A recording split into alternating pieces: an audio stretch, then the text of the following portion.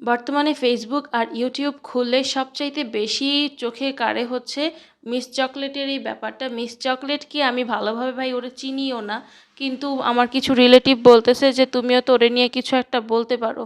তো এই জন্যে ভাবলাম যে সবাই যেহেতু বলতেছে তাহলে ওরে নিয়ে কিছু একটা বলা যায়।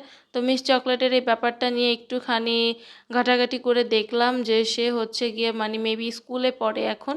তো স্কুলে পড়াশোনা করা অবস্থায় ভাই সে এত পরিমাণ আগায় গেছে এইসবের ব্যাপারে সেটা কল্পনাও করা যায় না।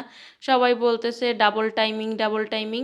তো এই যে ব্যাপারটাগুলো আপনারা একটু ঘেঁটে দেখতে পারেন কি হয়েছে, আমি অত বিস্তারিতভাবে বলতেও পারি না। আমার কাছে মনে হয়েছে কি এখানে সবচাইতে বেশি দোষ হচ্ছে ওর পরিবারের।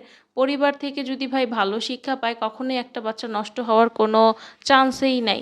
যদিও কয়েকটা নষ্ট হয় সেটা হচ্ছে মানে খুবই কম, কিন্তু পরিবার থেকে যদি কোনো একটা বাচ্চা পরিবার একেবারে সুন্দরভাবে পারিবারিক শিক্ষা পায়, নৈতিক শিক্ষা পায়, তাহলে সে আর কখনোই ভাই এসব তো কল্পনা তো দূরে থাক, মাথায়ও কোনোদিন আনে না।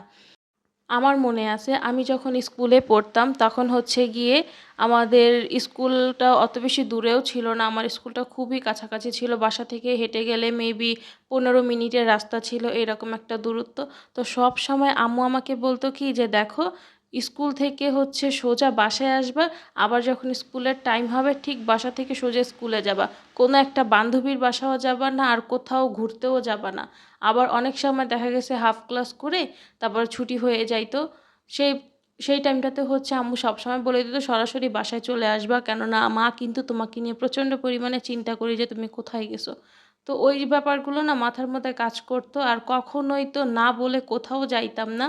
এমনকি যে কলেজে উঠছি তারপর এখন ভার্সিটি লেভেলে আসি, এখনও মনে হয় যে বাসা থেকে বের হইলে কতক্ষণের মধ্যে আমি বাসায় চলে আসব, আর অন্য কিছু তো কল্পনা করতে পারি না। আর ওদের পরিবার ওদেরকে হচ্ছে একটা ছেলে নিয়ে এসে বাসার মধ্যে উড়াদুরা ভিডিও করতেছে, কি অবস্থা যাচ্ছে চাই উশৃঙ্খল আচরণগুলো করতেছে, কিন্তু ওরা তাতে কিছুই বলে না। ভাই একটা মেয়েকে, ছোট্ট একটা মেয়েকে দিয়ে ইনকাম করস ভাই ঠিক আছে, কিন্তু এসব কি নোংরামি ছাড়া আর কিচ্ছু পারস না, নোংরামি করস।